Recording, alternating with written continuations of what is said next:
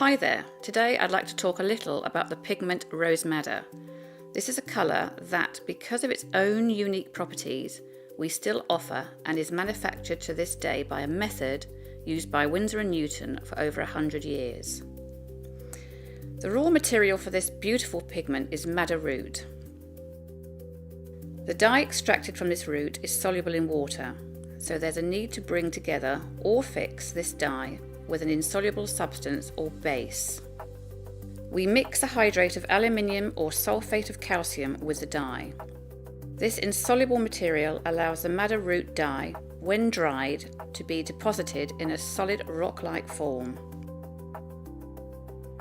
This is then ground into a fine pigment powder. This pigment is then ground into a gum arabic solution to form the beautiful colour we know as rose madder.